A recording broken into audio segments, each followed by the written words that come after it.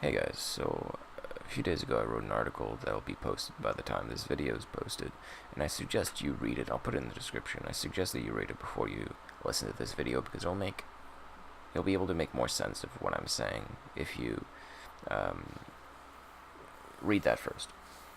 So, in the article, I try to outline in a first-person point of view all the factors that go into someone dying or someone getting a kill.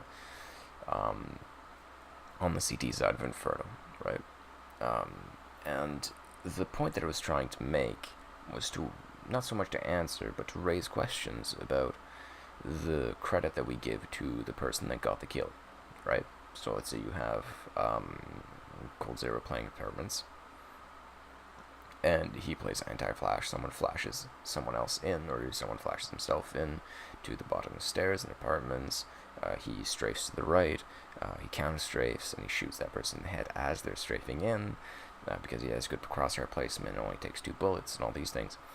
And so he earned the kill in that way, right? But what I bring up is that that person was only there in that hypothetical round because of his team's earlier map control. He was only allowed to be there in the first place because he had a player supporting him from Boilers watching balcony, so that he could, easily look to his left and look if anyone was coming in, but at the same time,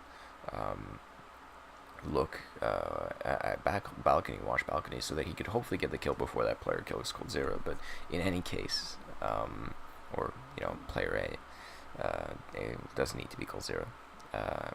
Or in any case, at least get the kill back from Cold Zero playing this aggressive CT position late in the round. And what I try to bring out is that there's a multiplicity of factors for Cold Zero getting that kill. One is that he earned that kill by playing it the way that he did, right?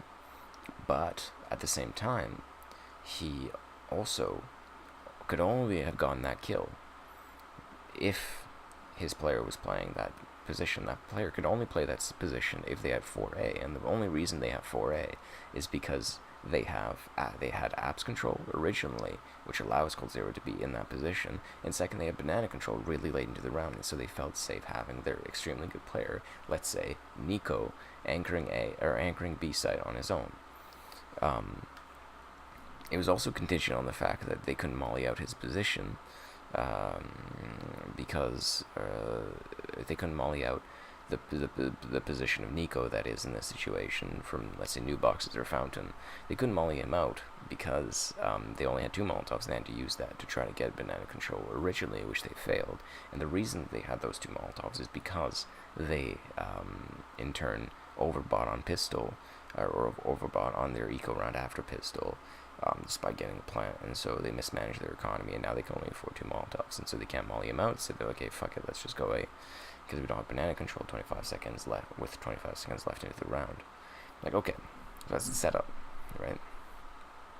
The question is, all these things had to happen for Cold Zero to get this kill, for him to stand aggressively in that position, strafe, counter strafe, get a headshot, pull down, get a second kill, or get a second bullet in and get the kill, right?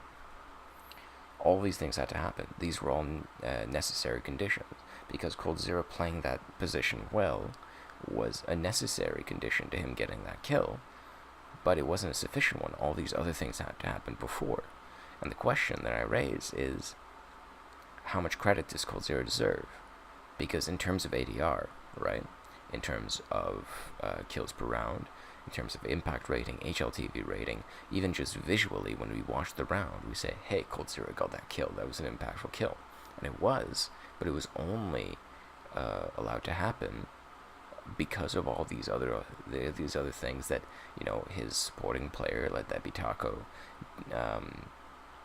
did, or the rotate, let that be Fallen, rotating from B side onto A arch side, so they have a 4A positioning, and so they allow that player to be in Boiler in the first place to support Cold Zero. All these factors were necessary for him to get that kill, and so who gets the credit? In one part, it's the team, it's their terrorist teams overbuy on the eco round, right? And in another way, it's his team's B side that actually, it's maybe even primarily his team's B side that allowed him to get that kill.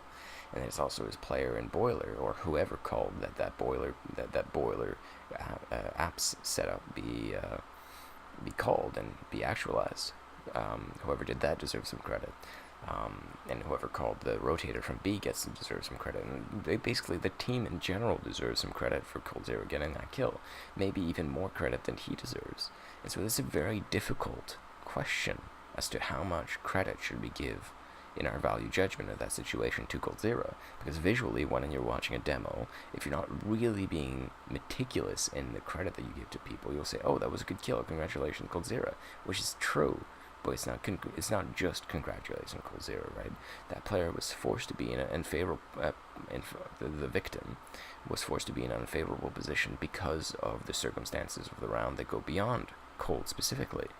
So, how much credit do you give Cold Zero? Can you give much to Cold Zero?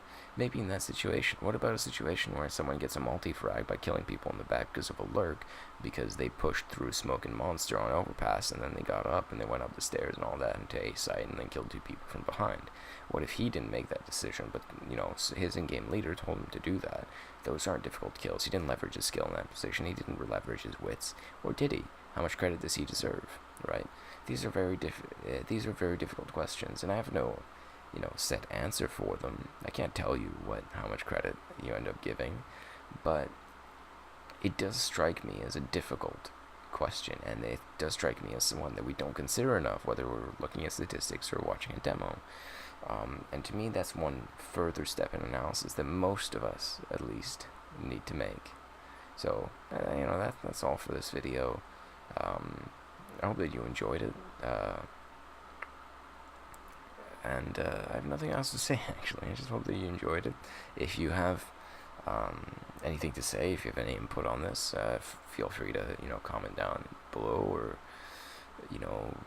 reply on a video, go on Twitter, DM me on Twitter, at me on Twitter. All these things, I'm very responsive, and I love talking about Counter-Strike. So just shoot me a message somewhere, somehow, some way, and we can talk about it. But I think it's an interesting topic, and it's one that concerns me very much, and that I think about constantly. And so I hope that I sort of elucidated a bit of this issue, or brought to light a bit of this issue to you, if you don't think about this already. So thanks for watching, guys. Subscribe for more content. It looks like I'm doing this fairly regularly, so yeah, subscribe. Thanks.